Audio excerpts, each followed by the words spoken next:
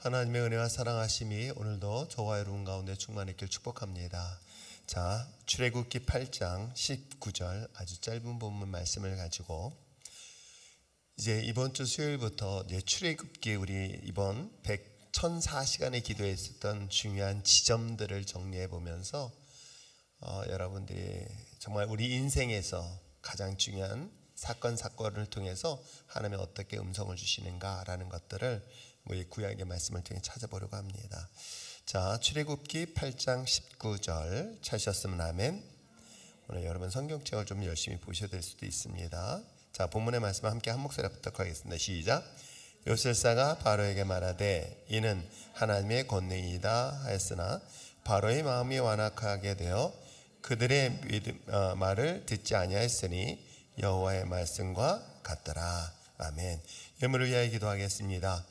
참 좋으신 하나님 아버지 감사합니다. 빈손으로 오지 아니하고 마음과 뜻과 정성을 다하여 예물을 드린 자들의 기도를 들으시고 하나님 날마다 그 예물 속에 간증이 있게 하게 하시고 믿음 있게 하게 하시고 소망 있게 하여 주시옵소서. 예배 자리에 발걸음을 인도하게 하시며 감사하며 아픈 지체들이 있습니다. 죄 피 묻은 손으로 안수하여 주시고 이를 통하여 회복하여 주시며 또한 강건하고 굳건한 믿음을 허락하게 하여 주시옵소서. 우윤서, 오서윤 이 땅에 사는 날 동안 하나님의 그 생명 가운데 길게 하게 하시고 건강하게 하시되 하나님의 영광을 위하여 나타날 수 있는 귀한 자녀 될 수 있도록 1,000번 예물을 드립니다.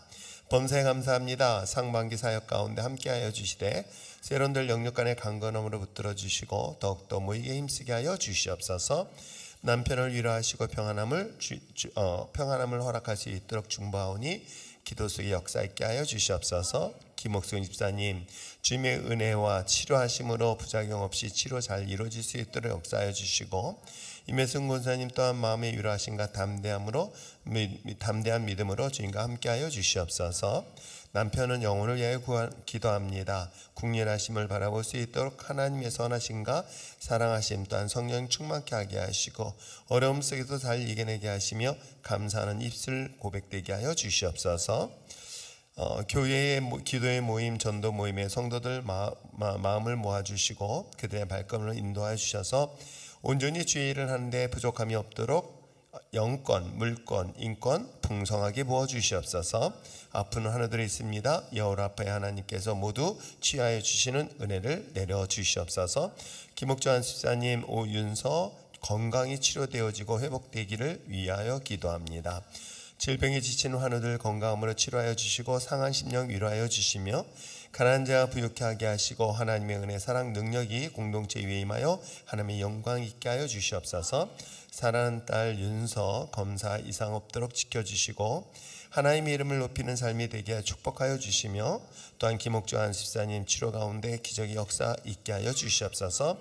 사랑의 주님 아픈 지체들 온전한 회복의 영을 주시사 치료하여 주시고 주님과 동행하는 시간 또한 능력 붙잡아 주시옵소서. 범사에 감사합니다. 삶의 고난 속에서 늘 주만 의지하게 하게 하시고 믿음을 승리하는 소그룹 공동체가 되게 하시며 은혜를 베풀어 주시옵소서. 말씀으로 말씀 안에 지혜를 얻게 하여 주시옵소서. 상반기 사역 기름 부어 주시사 주의 영광 나타나게 하시고 이끄시는 목사님 영권, 물권, 인권 더하여 주사 모든 사역 넉넉하게 감당케 하여 주시옵소서. 드린 자들의 기도를 들으시고 응답되되 하나님의 영광이 그들의 삶 가운데 풍성하게 채워주시옵소서. 축복하며 예수님의 이름으로 기도합니다. 아멘. 자, 이제 수요일날 이번 강의를 어떤 주제를 할까 하다가 출애굽을 이번에 1004시간을 릴레이 기도하면서 여러분들이 이 출애굽의 과정들을 머릿속에 두면서 제가 여러분들이 항상 이야기하는 것처럼 나는 누구인가? 라는 그 질문에 대한 답, 내가 누구인가를 발견하는 것은 정말 중요한 거예요. 그리고 두 번째는 나는 지금 어디 있는가? 이것을 어찌 보면 인생을 살아가는 데 있어서 가장 중요한 지혜를 얻는 것 중에 하나가 바로 자기가 어디 있느냐는 것을 정확하게 발견하는 것입니다. 왜냐하면 가끔 그리고 또 엊그저께도 와서 면접 왔던 목사님처럼 하나님의 인도하심에 대하여 하나님이 인도하시는 대로 라는 이야기를 굉장히 습관처럼 하는 경우들을 종종 봐요. 하나님이 우리를 이끄실 때가 있고요, 하나님이 이끄시는 것이 아니라 우리가 믿고 나갈 때가 있다는 것이겠죠. 그러니까 우리가 믿음으로 인도함을 받는 때가 있습니다. 하나님이 정말 전적인 역사하심을 통해서 우리가 그 길을 따라가는 경우가 있는가 하면 내가 믿음으로 선포하며 나가는 그런 상황이 있습니다. 이걸 잘 구분 못하면 나가야 될 때 나가지 못하고 또 이끄심을 받아야 될 때 자기 몸대로 가는 그런 불행한 결과를 가져다 주고 있는 것을 보게 됩니다. 그래서 여러분, 출애굽은 이스라엘 역사가 아니라 어쩌면 히스토리, 한 나라의 역사이면서 동시에 한 개인의 인생의 바로 역사 이야기가 바로 출애굽의 여정을 통해서 보여주고 있는 것이죠. 그럼 이렇게 한번 생각해 봅시다. 이 출애굽에서 크게 큰 세 그룹으로 나눠진다면, 먼저 나는 누구인가? 내가 원래 하나님의 형상으로 지음받은 하나님의 자녀예요. 하나님의 자녀인데도 그것을 모르고 세상 속에 살고 있었을 때가 있어요. 하나님의 백성이고 하나님의 형상으로 지음받은 자입니다. 그런데 그 사실을 알지 못하고 세상에 살고 있었고 세상의 지배를 받고 있었던 때가 이 성경 속 출애굽에서 이야기하고 있는 것처럼 바로 애굽에서의 삶을 말하고 있는 거예요. 그래서 애굽이라는 나라는 하나님이 약속한 땅에서 멀리 떠나서 하나님과 상관없는 이방인의 땅 세상 속에 살아가는데, 원래는 그들은 누구였다? 하나님의 선택받은 언약 백성이라는 것이었었어요. 하나님의 언약 백성이, 하나님의 선택받은 믿음의 자녀들이 하나님과 상관없이 어디 가서 살고 있다? 세상 속에 살고 있었던 거예요. 그런 그가 어느 순간인가 내가 하나님의 자녀로서 이끌림을 받을 때가 있어요. 여러 사례가 있습니다. 여러 경우가 참 다양하게 있어요.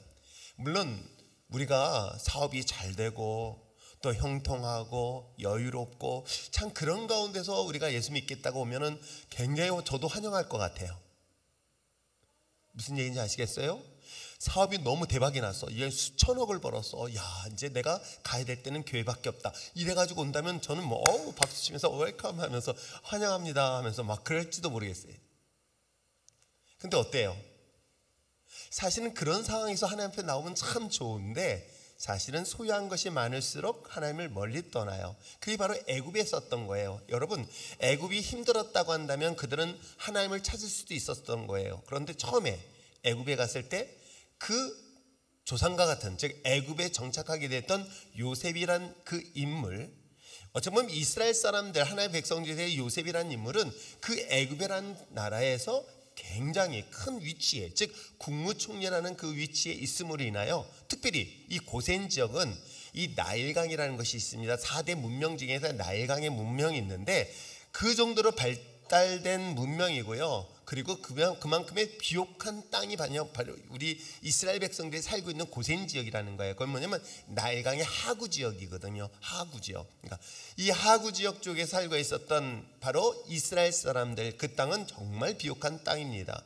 근데 그 땅에 살고 있었을 때는 풍요로움 때문에 굳이 하나님을 찾을 이유가 없었던 것이죠. 원래는 하나님의 선택받아서 아브라함을 통해 선택받은 그 후손들이란 말이에요. 그런데도 불구하고 애굽에 내려가서 풍요로움 때문에, 넉넉함 때문에 잠시 하나님과의 관계를 멀리하고 애굽에서 살고 있었던 것이 이스라엘 역사 속에 보여주고 있는 내용이에요. 그러던 그들이 어느 순간부터인가 어려움을 당하기 시작했습니다. 약 400년이 지나고 났더니 이제는 애굽의 왕이 요셉이라는 인물을 알지 못하는 거예요. 그리고 이 애굽의 입장에서는 이 사람들은 어떤 관점이냐면 이방인들인 거예요. 그런데 이방인들인데도 불구하고 이 사람들의 수가 굉장히 많이 늘어나고 있는 거예요. 마치 그런 거 있잖아요. 우리나라의 전형적인 우리나라 사람들인데 어느 날 보니까 이 동네에 파키스탄이라든가 무슬림 사람들이 만약에 눈에 더 많이 보일 뿐만 아니라 숫자가 많이 늘어난다고 한다면 어떤 기분이 들까요? 하물며 애굽도 마찬가지라는 것이죠. 애굽의 바로의 왕이 이스라엘 사람들을 보니까 애를 무지무지하게 잘 낳는 거예요. 근데 그 숫자가 너무 기하급수적으로 크다 보니까 어떤 생각이 들었냐면, 만약에 이 아이들이 반란을 일으켰을 때는 위험하겠다는 생각이 사실 굉장히 지배적이었던 것이죠, 정치적으로. 그러다 보니까 어떻게 해요? 핍박을 하기 시작했습니다. 그리고 아들 낳으면 죽여야 되겠다는 생각을 가지고 이스라엘 사람들을 핍박하기 시작했습니다. 어려움을 당했던 것이죠. 그때서야 비로소 하나님의 자녀들이 누굴 찾기 시작했어요? 하나님을 찾게 된 거예요. 그래서 어떻게 해요? 하나님의 인도하심을 받게 되어진 사건이 우리가 오늘 함께 보는 바로 이 10가지 재앙 사건인 거예요. 그리고 마침내 어디를 건너요? 홍해바다를 건너는 거예요. 그래서 홍해바다를 건널 때가 저는 이렇게 생각합니다. 내가 하나님과 멀리 상관없이 살아갑니다. 근데 원래는 하나님의 자녀예요. 저기 하나님의 교회를 나오지 않는 수많은 사람들도 마찬가지 하나님의 자녀예요. 근데 하나님 없이 살던 그가 어느 순간인가 어떤 상황에 처해가지고 본인의 의사하고 상관없어요. 본인의 의지하고 상관없어요. 자기 마음속에 감동이 되었던, 갈급함이 있던, 문제가 있던 어떤 상황에 처해서 어디에 와요? 교회를 오게 되는 거예요. 이 교회를 오게 된 그 배경, 이 과정이 홍해바다를 건너는 과정이라고 보시면 딱 맞아요. 그렇다고 해서 그들이 믿음의 사람이냐? 그렇지는 않아요. 아시겠어요? 그 사이 속에서도 어려움이 있을 때마다 원망하고 불평하고 시험 들고 좌절하고 자빠지고 넘어지고 호피 터지고 막 그러면서 어떻게 해요? 하나님이 그들을 이끌으십니다. 그래서 마침내 그들을 이끌다가 첫 번째 그들에게 말씀이라는 것들을 경험하게 된 게 바로 시내산 사건인 거예요. 그래서 시내산 사건을 통해서 비로소 뭐를 경험하냐면 하나님의 말씀을 경험하기 시작하는 거예요. 그러면 그전에는 불기둥과 구름기둥, 이것을 통해서 하나님의 인도하심을 받는 거예요. 물론 시내산 이후에도 불기둥과 구름기둥으로 인도함을 받았어요. 근데 차이가 하나 있어요. 그전에는 말씀 없이도 교회 다니는 건 어렵지 않아요. 말씀 없이도 교회 다니는 것은 신앙생활하는 건 어렵지 않아요. 여러분 10년, 20년, 30년 교회 생활하면서도 말씀과 전혀 상관없이 신앙생활할 수 있어요. 있어요? 예, 그럼요. 신앙생활 모태로부터 어렸을 때도 신앙생활했는데 말씀과 관계없이 내 멋대로 생활하는 사람도 있어요. 이 사람은 본인이 생각해보세요. 출애굽할 때 장정만 간 게 아니에요. 온 가족이 갔어요. 태어난 애는 지가 의지 가지고 간 거 아니에요. 가니까 따라간 거예요.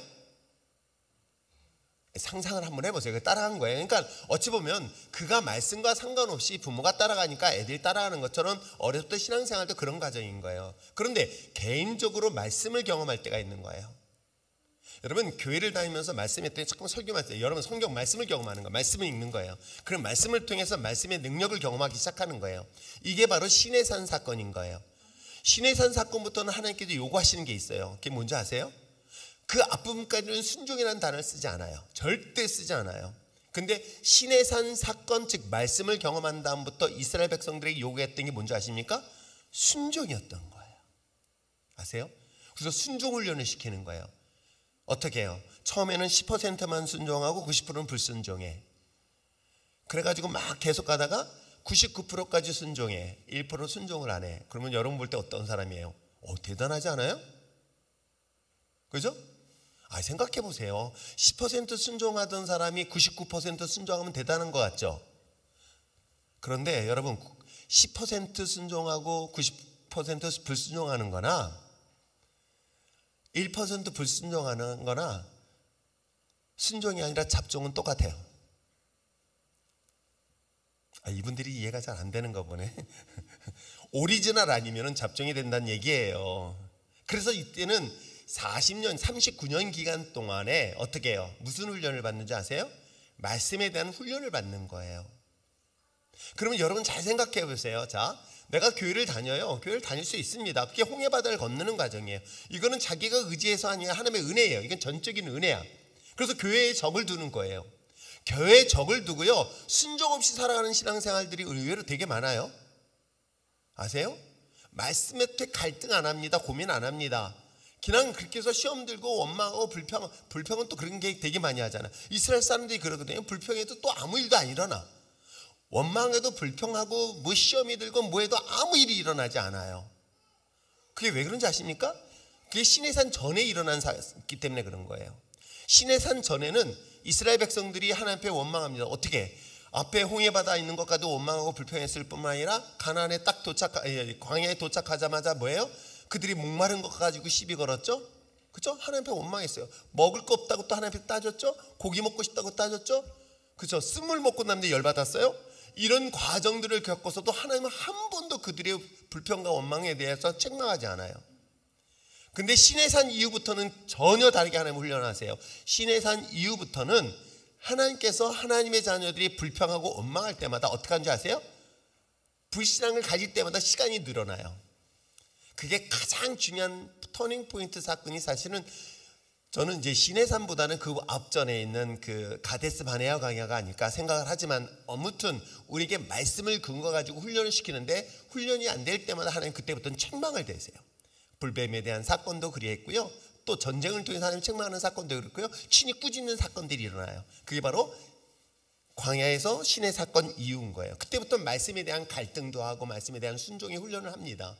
그리고 난 다음에 이 순종의 훈련의 마지막 테스트가 뭐예요? 홍해바다에 요단강 앞인 거예요. 요단 앞에서는 어떻게 해요? 100% 순종으로 하는 거예요. 홍해바다는요, 여러분 본인이 노력한 거 하나도 없어요. 그런데 요단강은요, 어떻게 해요? 그때는 너 그냥 믿음으로 가라고 얘기해 버리는 거예요. 믿음으로 가라 그랬더니 어떻게 해요? 가요, 진짜로. 아세요? 죽으면 죽겠지 하면서 가요. 갈 사람이 없어서 그렇지, 여기는. 갈 사람이 없어서 그렇지 그냥 가요. 그럼요. 아, 죽으면 어디 간다? 아, 그럼 죽으면 천국 간다? 뭐 가지 뭐. 요즘 힘든가 보네. 제가 지금까지 보면서 천국 빨리 가고 싶다는 사람은 힘든 사람들이야. 살만한 사람들은 천국 가겠다는 소리는 좀 천천히 갔으면 좋겠다는 소리만 하고 있고. 아세요? 이 요단강은 내가 믿음으로 걷는 거란 말이에요. 거기에는요, 무모할 정도로 미련하게 그냥 죽으면 죽겠다는 각오를 그냥 던져버리는 거예요. 그리고 난 다음에 요단강을 건너고 난 다음부터는 뭐예요? 구름 기둥과 불 기둥은 사라져요. 그리고 만나 메추라기도 사라져 버려요. 그리고 난 다음에 그때부터는 뭐예요? 이때는 순종이 아니에요. 그때는 구름 기둥 불 기둥으로 인해서 하나님께서 인도하심이 싹 사라져 버리고 난 다음에 어떻게 하는지 아세요? 이 말씀을 근거해서 어떻게 해요? 영적 싸움을 감당하는 거예요. 그때 요구했던 게 거룩함인 거예요. 아세요? 이 거룩함을 강조한 것이 가나안 땅의 삶인 거예요. 이 거룩함을 깨버린 것이 뭐예요? 우상 숭배였던 거예요. 아세요? 그렇기 때문에 가나안 땅에서도 멸망하게 된 배경인 거예요.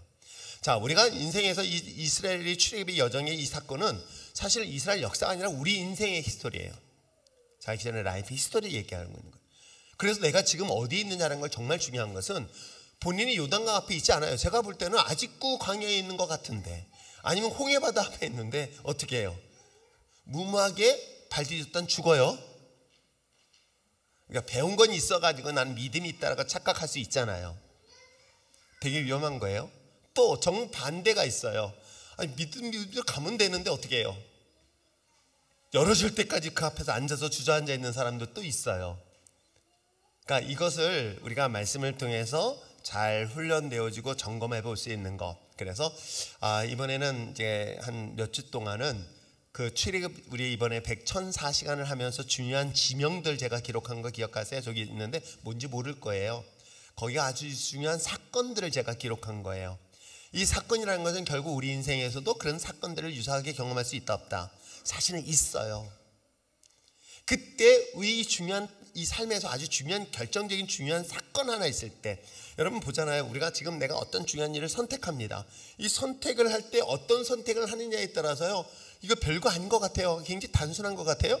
그런데 여러분 정말 뜻밖의 결과를 가져다 주는 사례들이 얼마나 많은지 아세요? 내가 이 남자를 만나면 정말 행복할 거야? 가지고 선택해서 행복하죠. 한 사람만 네, 그래서 딴 사람들은 설마 이거 있잖아요. 후회하고 뭐 그런 거 있잖아요. 그러니까 그때 그 선택, 그때 요거 있잖아요. 근데 인생은 그렇게 후회하면서 인생을 살기보다는 그 중요한 결정적 순간에 저는 성경이 우리에게 주는 지혜가 그거예요. 이 성경의 근거를 가지고 분별한다면 여러분 한 번밖에 살지 않는 인생에서 실수가 있을까 없을까? 사실은 없어요. 우리는 정답을 가지고 성경에 말하고 있는 이 정답을 가지고 얘기하는데 이걸 안 보고 생각해 보세요. 이걸 안 보는데 어떻게 알아요? 그 방법을. 그래서 사실은 이 성경 66권은요. 우리 인생에서 아주 중요한 삶의 지혜를 주는 것이라고 성경 말을. 왜요? 하나님은 지혜자잖아요. 하나님의 뜻을 안다는 것은 결국 내가 내 삶의 중요한 지혜를 경험할 수 있는 거예요. 그래서 하나님의 지혜를 얻는 자는 세상을 승리할 수 있다? 이길 수 있다. 맞아요. 아시겠어요? 그래서 그것을 근거로 해서 이제 더 이상의 실수나 실패는 하지 마시기 바랍니다. 이제 얼마 안 남았어요. 또 실수해봐. 그러지 마십시오. 그렇죠? 이제 남은 삶만큼은 최소한 마지막 순간에 아름다운 지혜로운 선택을 통해서 마지막 약속한 가나안 땅에 완성된, 즉 우리에게서 영원한 나라가 여러분의 소유될 수 있는 여러분 됐으면 참 좋겠어요. 자, 거기에서 첫 번째 관문이 사실은 우리 10개의 재앙을 통해서 이스라엘 백성을 출애굽한 이야기예요. 그렇다면 애굽에서 있었을 때에 하나님께서는 왜 이 재앙들을 그 땅 가운데 임하게 해서 그들을 출애굽시켰을까? 그들을 건지게 됐을까? 아주 중요한 원리가 사실은 악한 영과의 싸움에서 있어요. 어찌 보면 우리가 하나님을 믿지 않는 가운데서, 여러분 잘 들으세요. 우리가 마귀가 주는 시험이 있고요, 하나님이 주신 시험이 있어요. 근데 미안하지만요, 하나님의 자녀들에게 있어서는요, 하나님께서 지켜주시기 때문에 이때는 테스트라는 단어를 쓰는 거예요. 근데 내가 세상에 있을 때는요, 템테이션, 마귀의 유혹 속에 잡혀 있는 거예요. 이해하시겠어요? 내가 하나님의 자녀인데도 불구하고 하나님 믿지 않는 세상에 있었을 때는 뭐의 유혹이 많다? 시험이라는 테스트를 쓰고 있는데 마귀의 유혹에 빠져 있는 거예요. 그로부터 예수님을 통하여 내가 예수님을 믿고 구원받은 믿음의 자녀가 되었다고 한다면 그때부터는요, 템테이션이나 테스트가 되는 거예요. 그러면 어찌 보면 40년 동안 광야의 기간은 뭐예요? 하나님의 믿음에 대한 계속 시험하고 있는 과정이라고 보시면 되는 거예요.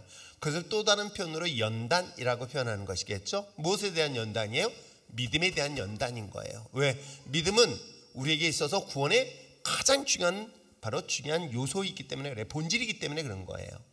이해하시겠어요? 자, 그렇다면 우리가 한 번쯤은 점검해 봅시다. 내가 여기서 봤을 때도 나는 교회를 다니고 몸은 여기 있지만 난 여전히 세상 속에 있을까? 하나님과 상관없이 있을까? 나는 여전히 홍해바다가 아니라 광야가 아니라 요단강 전의 모습은 아니었을까를 한 번쯤은 점검해 보면서 이 본문의 말씀을 한번 보려고 합니다. 자, 먼저 우리가 10가지 재앙을 주는 가장 중요한 목적은 뭐다? 이스라엘 사람들, 우리가 이때 당시에 이스라엘 사람들, 우린 지금은 하나님에 대해서 성경을 보고 있고요, 또 최소한 교리를 통해서 배우고 있잖아요. 하나님의 속성에 대해서도 배우고 있고요, 하나님은 어떤 분이시다, 또 예수님은 어떤 분이다. 하나님에 대하여 잘 볼 수 없을 때 누굴 통해서 볼 수 있다? 예수님을 통해서 하나님을 알 수가 있잖아요. 그렇죠? 지금도 살아계신 하나님은 어떻게 보일까요? 여러분 어떻게 보일 수 있을까요? 얘기해 보세요. 하나님은 어떻게 보여야 돼요? 그래, 성경 말씀 또 그 말씀인데, 그 말씀은 말씀이고 누구를 통해서? 우리를 통해서 증명되기를 원해요. 무슨 얘기인지 아세요? 여러분 믿지 않는 사람들도요, 교회 다니는 사람들에 대하여 뭘 기대하냐면 그럼 믿는 사람이 그렇게 하면 돼, 여기 소리예요. 아까 우리 성경 공부할 때도 그랬거든요. 남편도 교회를 안 나와요. 옛날엔 다녔는데 교회를 안 다녀요. 그리고 본인은 권사직분이에요. 근데 요즘 보니까 막 불의한 일 보니까 화가 나서 막 불의를 했더니 뭐라고 하는지 아세요? 교회 다니는 권사가 그렇게 말을 해도 돼? 이렇게 얘기하더래. 아세요? 예수 믿는 사람에 대한 기대, 믿음의 사람들에 대한 이야기를 신랑이 그렇게 얘기를 하는 거죠. 믿는 사람. 그러면 여러분 반대로 생각해 보세요. 우리의 삶의 모습을 통해서 하나님이 증명될 수 있을까요? 있어요. 하나님이 어디 계시냐라고 사람들은 얘기합니다. 근데 우리의 모습을 통해서 하나님의 모습을 증명할 수 있다 없다? 있다. 이거 본인 모습이 아닌데 그렇게 하지 마시고요, 한 가지 분명하게 얘기하세요. 하나님은 나를 통해서 하나님의 모습을 드러내길 원하신다. 그래서 제가 여러분들에게 이야기하는 거예요. 내가 거룩한 욕심이라는 건, 하나님 이왕이면 하나님이 살아계신 것들을 세상 사람들 보여달라고 얘기합니다. 많이 그러잖아요. 너 한 번만 보여줘봐. 그러면 하나님 이왕이면 나를 통해서 하나님의 영광을 드러내게 해달라고 하지 않을까요? 그럼요. 그래서 오늘 출애굽의 사건 속에서 10가지 재앙은 가장 중요한 건 뭐예요? 하나님이 하나님이심을 드러낸 사건인 거예요. 하나님이 누구시다. 왜요? 이때 당시에 하나님이란 존재는 여러 신들 중에 하나인 거야. 왜요? 이때는 다신론적 신앙을 가지고 접근했기 때문에 그래요.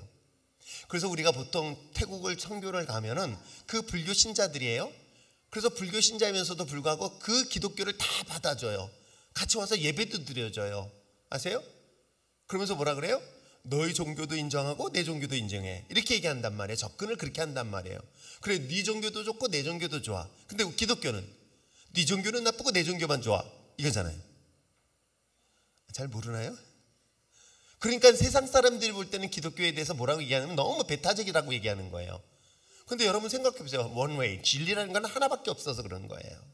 진리가 하나이기 때문에. 근데 이단들은 이걸 가지고 너무 적극적으로 하는데 정작 복음의 진리를 갖고 있는 이 예수 그리스도의 복음을 갖고 있는 우리는 또 그걸 강조하지도 못해. 그것이 좀 안타깝습니다.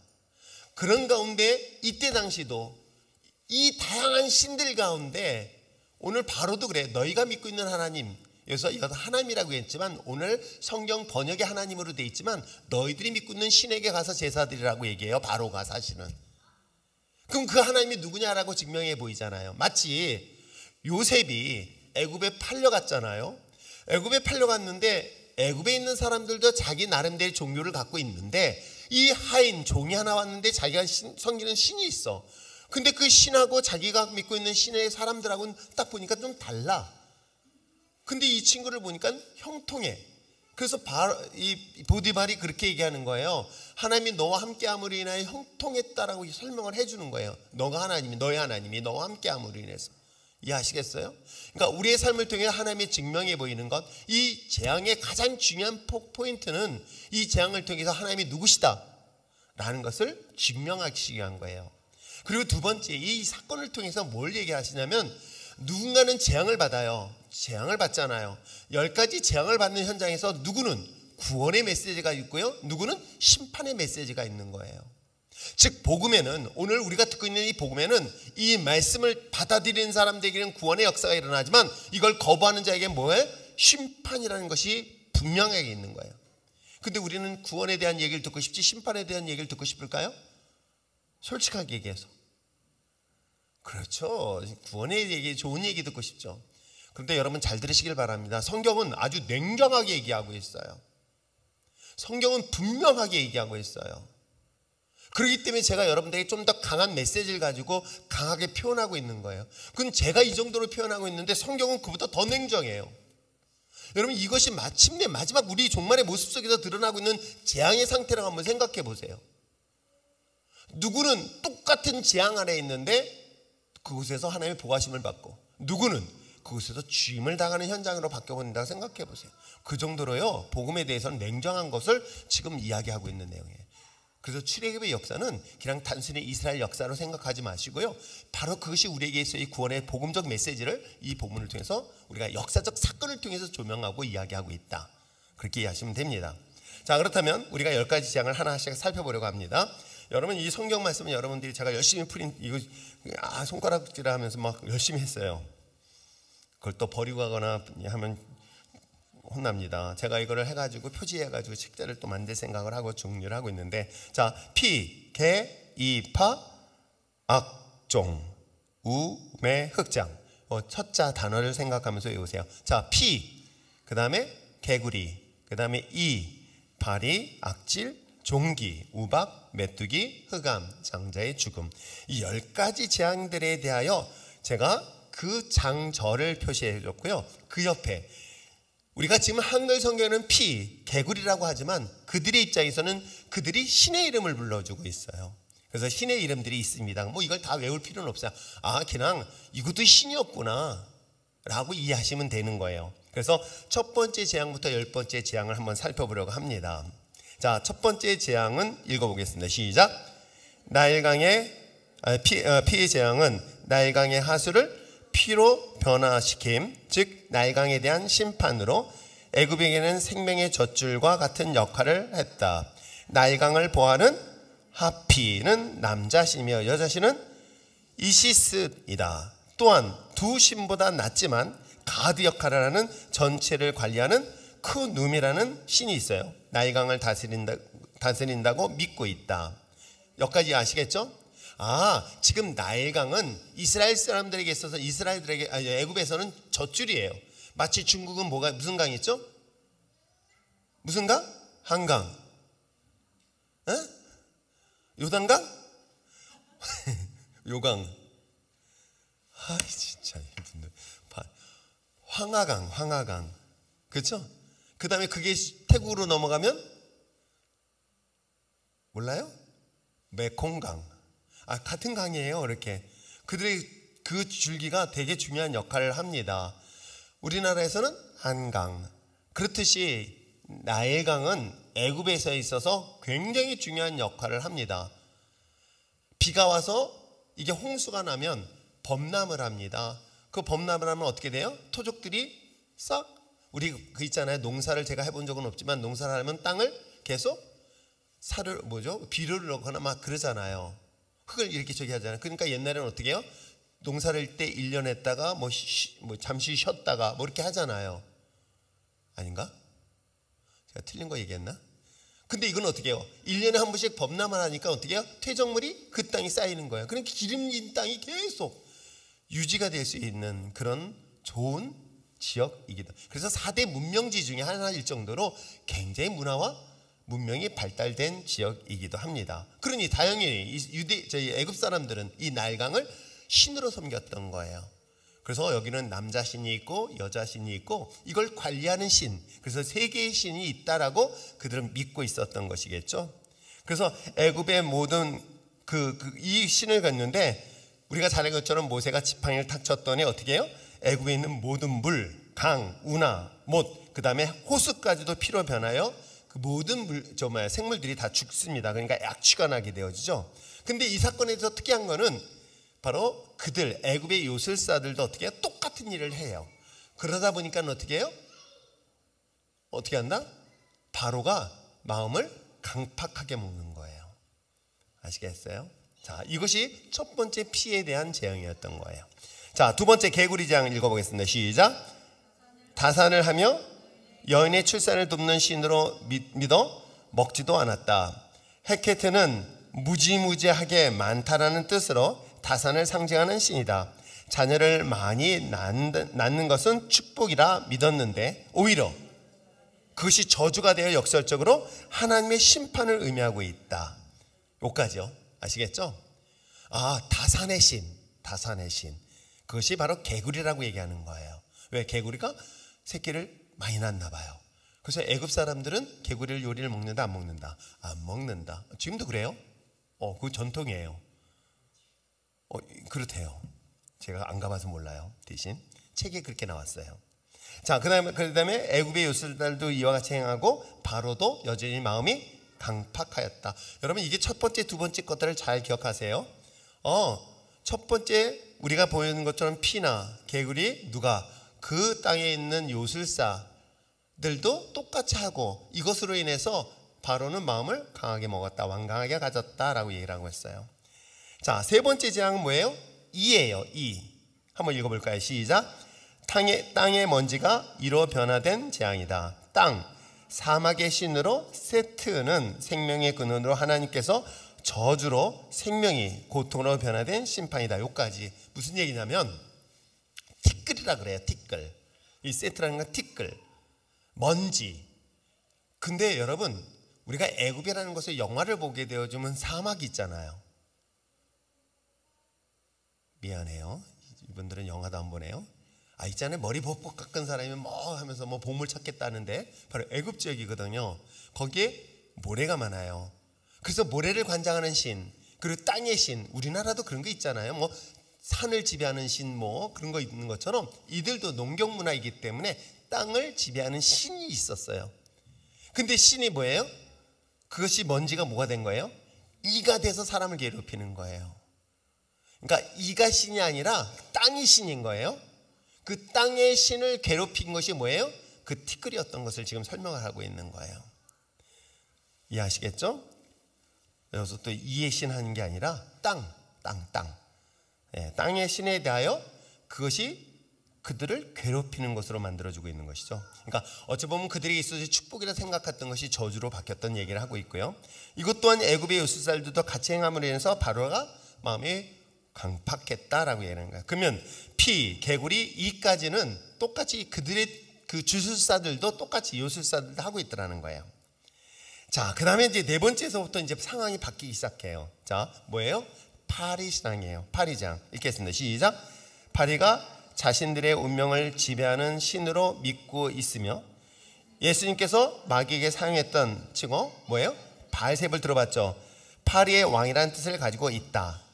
우아치트도 그러니까 이 바알세불과 또 우아치트 이것도 똑같이 파리의 신이에요. 애굽에서는 파리의 신으로 숭배하였으나 오히려 애굽 사람들만 공격하여 고통스럽게 하였고 고센 땅을 구별하였다. 이게 무슨 말인지 아시겠죠? 파리가 파리를 형상으로 만들어 가지고 그것을 신으로 섬겼던 거예요. 근데 이 파리가 누구를 공격했어요? 그들을 보호해줘야 될 백성들을 오히려 공격했는데 놀랍게도 이스라엘 백성들은 여기서 차이가 나버리는 거예요.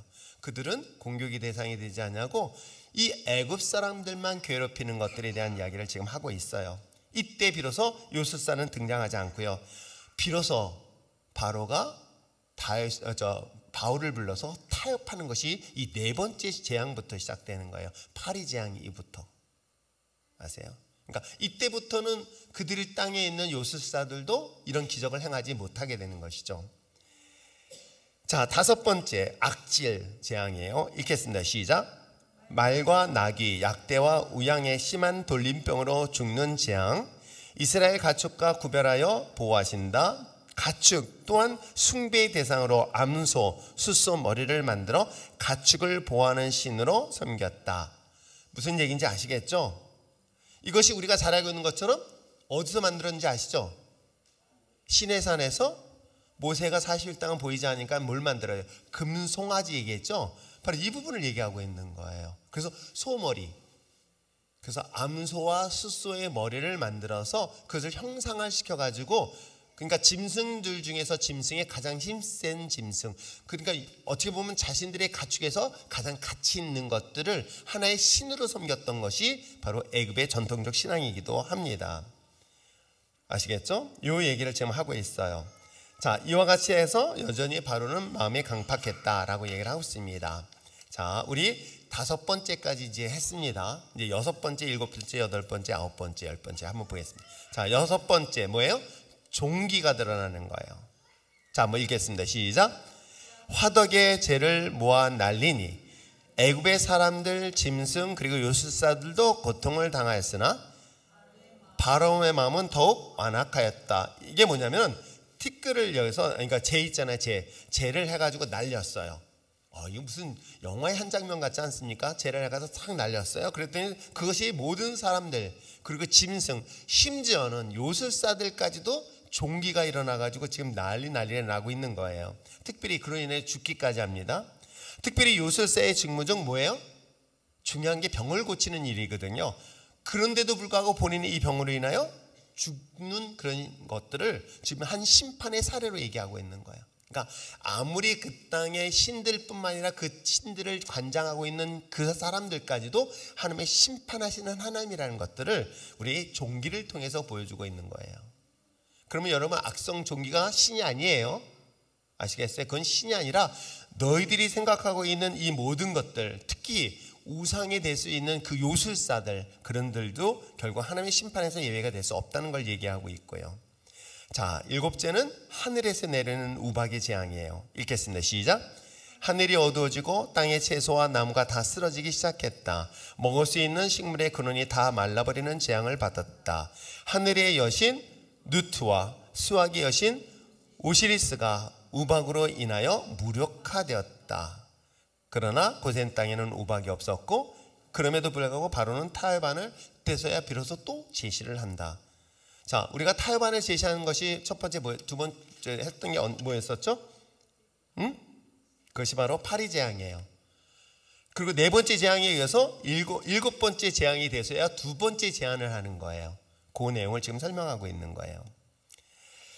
자, 요까지 머릿속에 잘 두시면서 우박은 결국은 그들이 생각하고 있는, 참 신기하잖아요. 모든 것들이 하나의 우상이 되는 거예요. 근데 우리나라도 그러지 않았나요? 서울 살아서 전 잘 모르는데 시골 가니까 시골에는 이 땅을, 여기 있는 신, 이렇게 이 선앙당의 신, 저 산을 지키는 신, 무슨 신, 그러지 않나요? 다 서울 사람들인가? 그것처럼 이 다신론적 신앙을 이들도 똑같이 갖고 있어서 이런 것들을 지금 얘기를 하고 있습니다. 자, 우박에 내린 재앙. 그 다음에 여덟 번째 메뚜기 재앙이 있습니다. 읽어보겠습니다. 시작. 농작물이 전멸하였다. 농작물을 보호하는 세라피스와 세스 신도 메뚜기 재앙 앞에서 무기력하였다라고 이야기하는 거예요. 이해하시겠죠? 그러니까 농작물을 지키는 신에 대한 심판으로 뭘 사용했다? 바로 메뚜기를 사용한 거예요. 이 메뚜기가 완전히 초토화시켰을 때 어느 땅만, 고센 땅, 즉 이 고센은 이스라엘 백성들이 살던 땅이에요. 그 땅만 하나님이 지켜주셨다라고 얘기를 계속하고 있는 거예요. 자, 메뚜기 재앙에서 흑감의 재앙이에요. 자, 읽겠습니다. 시작. 태양은 보이지 않고 어둠이 세상을 지배하고 있다. 태양의 신 레라는 애굽에서 제일 높은 신으로 하나님의 심판 아래서 아무런 힘을 발휘할 수 없다. 여러분, 태양신, 이것은 나중에 저기 우리가 잘 읽는 로마에서의 이 태양신, 똑같은 신의 개념인데, 태양신을 숭배했던 것은 전 세계적으로 당시에 고대 팔레스타인 중심으로 한 모든 나라들이 사실 태양 숭배가 있었어요.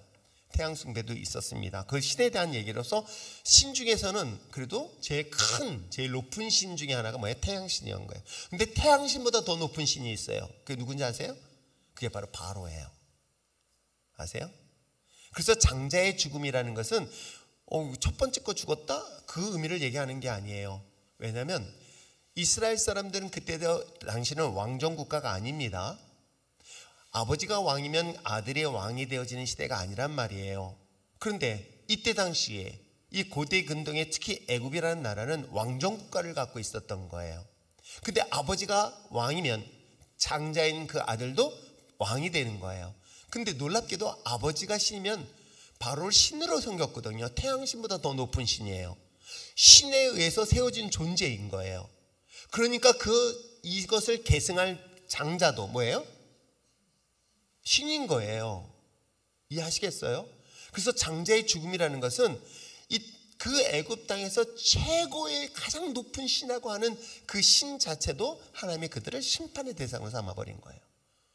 이게 얼마나 무서운 사건으로 성경을 보고 있는지 몰라요. 자, 이것이 지금 10가지 재앙에 대한 이야기예요. 자, 그런데 우리가 이 10가지 재앙을 여러분 머릿속에 한 번쯤 쭉 정리를 해보시면서 시간 날 때마다 한 번씩 보세요. 첫 번째, 두 번째, 그러면서 차이점을 한번 보세요. 어떤 거는 신이고 어떤 거는 신을 책망하기 위해 쓰인 것. 무슨 말인지 아시죠? 어떤 건 그 자체가 신인 거야. 그래서 하나님이 직접 심판하시기도 해요. 그런데 또 반대로 이 신이 있는데 그 신을 우상숭배했던 그 신을 어떤 도구를 통해서 징계하는 장면들이 성경을 소개하고 있죠. 자, 그렇다면 여기서 우리가 중요한 포인트를 제가 여기서 찾아본 게 뭐냐면, 자, 이런 재앙이 있었을 때에 이스라엘 백성들을 출애굽하는 과정이 있어요. 내보내는 거예요.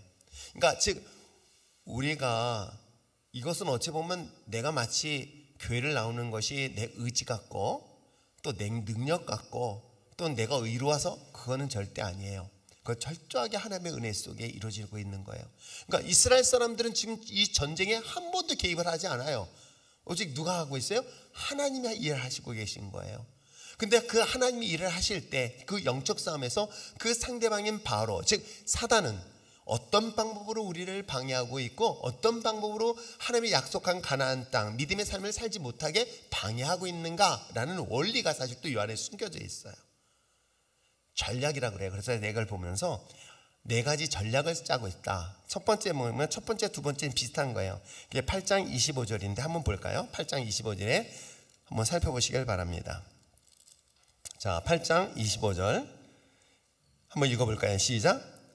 바로가 모세와 아론을 불러 이르되 너희는 가서 이 땅에서 너희 하나님께 제사를 드리라 라고 얘기하는 거예요. 여러분, 재밌는 건 뭐의 재앙 다음에? 파리 재앙 이후에요. 아세요? 파리 재앙을 하고 난 다음에 비로소 이 바로가 모세를 불렀습니다. 아론을 불러서 뭐라고 얘기했냐면 너 어디서 제사 드리래요? 여기서 예배 드리래요. 여기서 예배 드리래요. 그리고 또 28절은 어떻게 하는 줄 아세요? 자, 28절 한번 읽어볼까요? 그 뒷장에 나옵니다. 이렇게 했습니다. 시작. 바로가 이르되 너희를 보내리니 너희가 너희 하나님 여호와께 광야에서 제사를 드릴 것이나 너무 멀리 가지는 말라. 그런즉 너희는 나를 위하여 간구하라. 이 앞부분에 그렇게 얘기하는 거예요. 자, 너희는 이 땅에서 예배를 드려라 그랬더니 모세가 뭐 얘기하냐면 아니다. 이 땅에서 예배를 드리면 너희들이 나를 핍박할 것이다. 애굽 사람들이 우리를 공격해서 어려움을 줄 것이다. 그렇기 때문에 여기서 좀 떠나야 된다. 그리고 하나님이 그걸 원하신다라고 했더니 두 번째 안이 뭐였냐면, 그러면 멀리는 가지 마라. 멀리는 가지 말고 가까운 데 와서 한 며칠 길에 가는 데서 예배를 드려라 라고 하는 것이 두 번째 타협안이에요. 전 이걸 보면서, 자 보세요. 그 내용이 두 번째, 첫 번째를 한꺼번에 묶어서 얘기한 거예요. 파리 재앙으로 인하여 바로가 모세에게 제사하는 것을 애굽 땅에서 제사를 드리는 것이었으나 모세는 애굽 사람이 싫어하기에 사흘길쯤 광야에 가서 제사를 드리겠다 하였으나 멀리 가지 말고 하나님께 간구하여 이 재앙을 멈춰달랄 것을 요구하고 있는 거예요. 그랬더니 아직 가지 않았어요. 출발도 안 했어요. 그런데 모세가 그 얘기를 듣고 기도해가지고 하나님께 간구했더니 파리 재앙이 딱 끊쳤어요. 그랬더니 바로가 그래 갔다 와 그랬을까요? 아니었어요. 안 보냈던 거예요. 그렇다면 여러분, 바로는 어떤 방법을 쓰고 있을까? 우리가 이 본문을 보면서 우리가 중요하게 잡아야 될 포인트가 하나 있어요. 우리가 신앙생활하면서 여전히 세상 속에서 세상처럼 살아가요. 세상과 상관없이 살아가는 거야. 세상 속에 살아가는 거예요. 아세요? 그러니까 바로가 요구했던 건, 타협했던 건 뭐예요? 너 예배를 드려. 그런데 세상 속에 있으면서 예배 드려, 이거예요. 의외로 많아요. 교회가 세속화되는 것도 이런 것 때문이에요. 제가 이걸 받아야 될지 안 받아야 될지 모르겠어요. 여러분들이 좀 대답 좀 해줘. 미국에서 이제 그 동생 그 재수 씨가 온다는데, 형님의 건강을 위해서 제가 준비한 게 있대. 그래서 뭐냐 했더니 아주 몸에 좋은 술이래. 웬술? 약술이래. 이걸 받아야 돼 말아야 돼요? 그래서 술이라 싫다 그랬더니 아니야 형님, 이건 술이 아니라 약이래. 근데 술이잖아. 근데 술인데 약술이래. 어떻게 될까요, 권사님? 에? 에? 뭐라고요?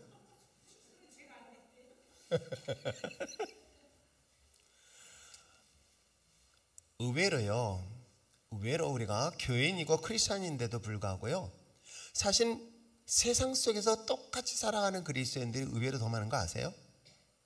지금 그런 식으로 타협하는 거예요. 야, 너만 예수 믿니? 너만 극성 맞게? 세상 사람 똑같잖아 라고 하면서 세상 사람과 똑같이 구분 없이 살아가게끔 만드는 방법이 지금 바로가 모세와 이스라엘 백성들이 요구하는 방법인 거 여러분 아세요? 전 이 본문을 보면서 이렇게 정리해 본 거니까 깜짝 놀랐어요. 그리고 어떻게 해요? 그러면 좋다. 가더라도 멀리 가지 마라. 그 얘기 뭔지 아세요? 교회 생활과 세상 속에, 넌 갔다 오더라도 어디에 더 많이 중추가라는 거예요, 세상.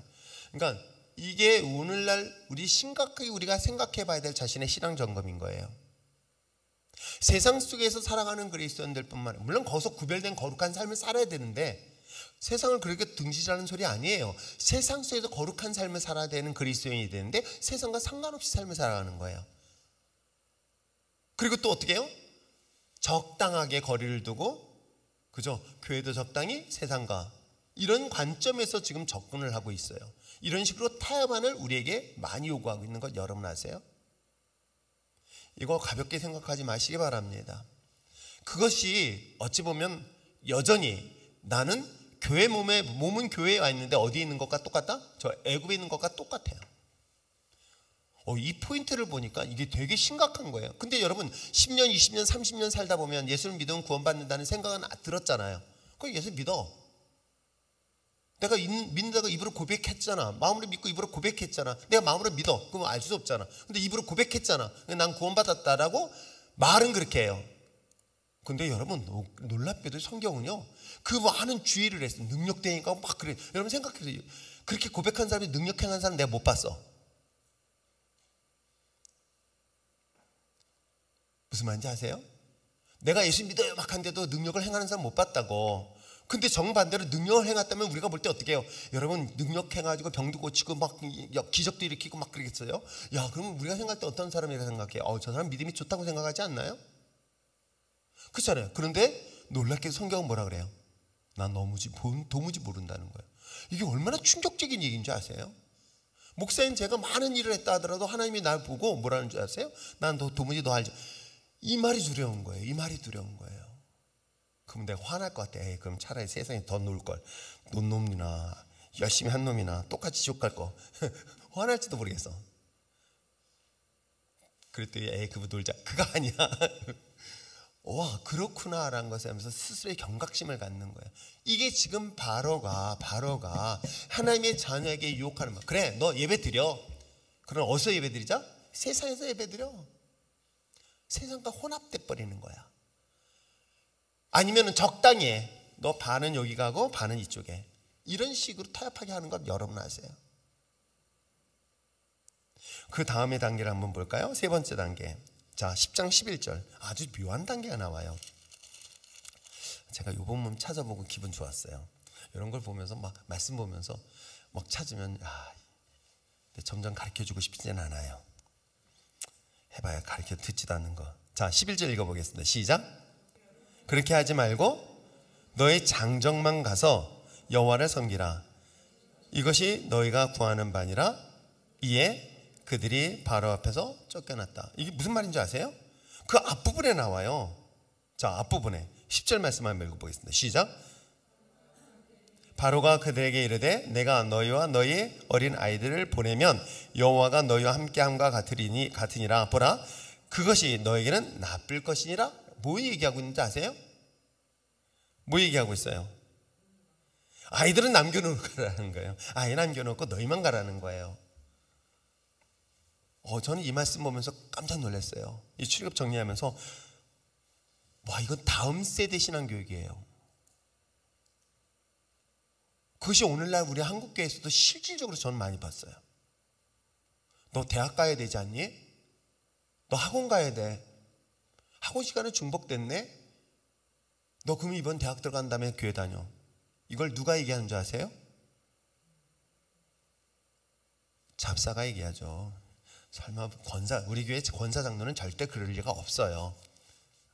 성도가 그럴 거예요. 여러분 이게 얼마나 무서운 신앙교육을 그런 식으로 타협시키는지 아세요? 아이들은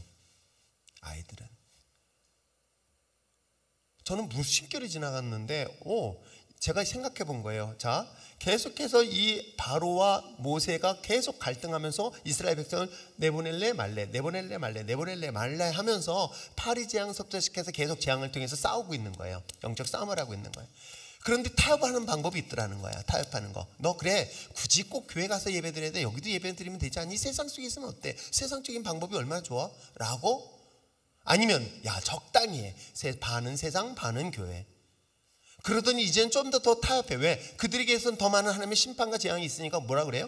이제는 너희들은 가는데 누군 남겨라라? 아이들은 남겨라. 그 얘기는 뭐냐면 신앙의 세대를 끊어버리겠다는 거예요. 이게 되게 무서운 거예요. 여러분 남유다 북이스라엘 다음 주 수요일 날 리더들을 중심으로 해서 특강 강사 와서 강의를 할 거예요.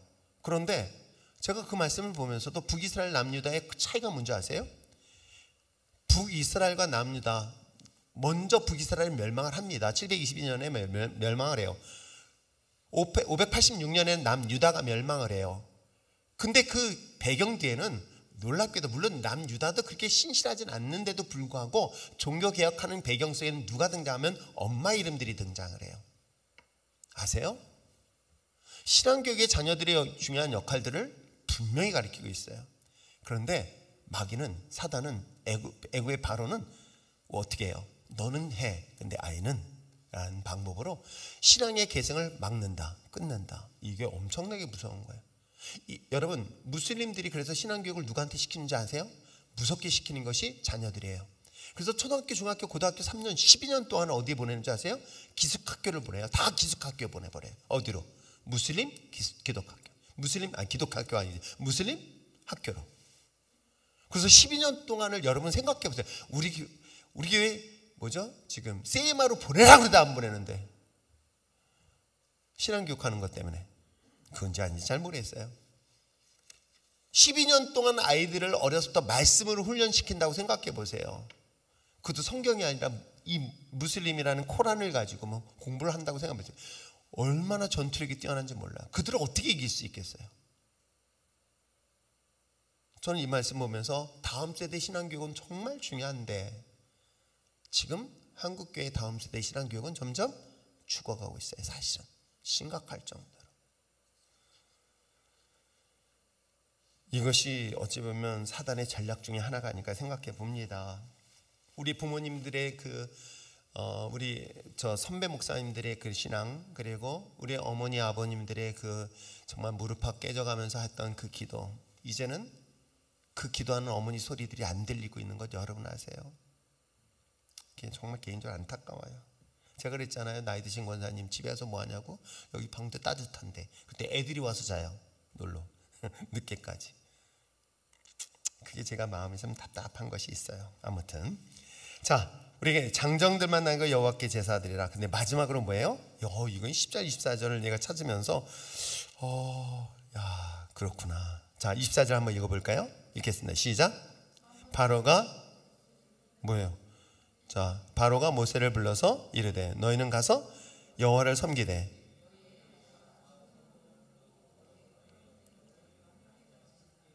여기서 지금 뭘 얘기하고 있는지 아세요? 준 내용이? 자, 이제 너 양과 소는 여기다 머물러 두고 이제 아이들까지는 데려가라는 거예요. 아세요? 뭘 얘기하고 있는지 아세요? 이 만모니즘이 여기서 나와요. 물질에 대한 우상이 하나님과의 거리를 두게 하는 이 사단의 전략 중에 하나가 물질의 노예로 만들어버려요. 그래서 물질에 헌신하지 못하게 만들어요. 재정이 어렵다는 등등의 이유로 여러분 헌신을 못하게 만들어요. 이게 얼마나 무서운 사단의 전략인 거 아세요? 저는 제가 알아요. 그러면 하나님 물질의 축복을 끊어버려요. 헌신하지 않는 사람들은 절대 물질을 축복하지 않으세요. 헌신할 때 하나님께서 우리에게 물질을 맡기시지, 헌신하지 않는 사람들에게는 어떻게 해요? 그 줄이 말라버리게 만들어버려요. 그건 성경의 역사가 그 사실을 분명히 얘기하고 있고, 오늘 본문에 기록된 것처럼 마귀의 전략도 그 방법을 쓰고 있어요. 너 다 가, 애들도 데려가, 막 다 해. 그런데 뭐야? 너희 소유한 재물은 놓고 가. 점점 교회에 대한 헌신을 두려워하고 있고요, 불편하고 부담스러워하고 있어요. 여러분 이것이 지금 성경이 그렇게 원리적으로 논리적으로 이렇게 정략적으로 우리를 접근하고 있는 거예요. 이게 안 보이시나요? 전 성경을 정리해 보면서 이것이 바로가 오늘 우리들에게 공격하는 방법들이구나. 그래서 정말 우리가 신앙생활 예배 드리는 거 그렇잖아요. 모든 예배가 굳이 수요 예배, 새벽 예배, 금요일 철야 예배, 저녁 예배, 이 많은 예배를 라고 하는 시대를 살고 있고요. 이런 상황 속에서 점점 내 소유한 것들을 하나님과 나와의 관계에 있어서 거리를 두게 만드는 그런 전략을 마지막으로 쓰고 있다는 거예요. 이것이 여러분 이스라엘 백성들의 이야기인가요? 아니에요. 지금도 여전히 우리 가운데 있어요. 그러니까 이 관계를 극복하고 나면요, 그 다음부터는 이런 문제 가지고 사단은 절대로 시험하지 않아요. 그럼 내가 지금 어떤 상황에서 여기에 매여 있는가? 내가 여전히 이런 상황에 있다면 나는 지금 심각하게 고민을 하십시오. 교회는 얼마든지 다닐 수 있어요. 여러분 2000년 이전만 하더라도요, 교회 2000년 전에서 2000년 전만 하더라도 교회를 다니는 것은 여러분 목숨 내놓고 다녔어요. 아니, 여러분 있는 모든 재산을 내놓고 들어왔어요. 그래서 우리 이번에 새로 오셨죠? 그죠? 교회 처음 오셨잖아요. 그러니까 교회 등록하시려면요, 집에 있는 모든 재산을 교회에다 놓고 오셔야 돼요. 그 누가 와? 그때 누가 그러다 부채도 주면 되냐고. 선풍기도 내놓으세요. 여러분, 그게 초대교회예요. 초대교회의 모습이었던 거예요. 그 얘기는 뭐냐면 내 있는 모든 것들은 하나님의 것입니다 인정하면서 고백하는 거예요. 근데 지금은 점점 그로부터 멀어지고 있는 거예요. 저는 이걸 보면서 오늘날 우리가 영적으로 깨어 있어야 되는 부분들, 바로 이런 부분들이 마귀는 계속 우리를 공격의 대상으로 삼고 있구나. 그래서 우리는 궁극적으로 어딜 가야 된다? 약속한 가나안 땅을 목표로 달려갈 수 있는 저와 여러분 됐으면 참 좋겠어요. 아멘. 여기까지. 질문, 궁금한 거를 질문하지 마세요. 개인적으로 질문하시고요, 성경 공부할 때 질문하시길 바랍니다. 자, 우리가 말씀을 생각하면서 함께 기도합시다. 출애굽을 우리가 성경을 통해서 볼 수 있는 건 뭘까요? 우리가 성경을 통해서 보고 깨닫는 게 있어요. 그것은 우리에게 주신 삶의 지혜예요. 그래서 성경을 진리라고 얘기합니다. 삶의 지혜를 얻는 그 진리의 책에서 우리가 무엇을 얻을 수 있을까? 어떤 교훈을 얻을 수 있을까? 그 말씀을 통해서 정말 하나님의 구원의 역사가 여러분의 가정 속에 자녀의 삶 가운데 있기를 원합니다. 다 같이 기도하시겠습니다.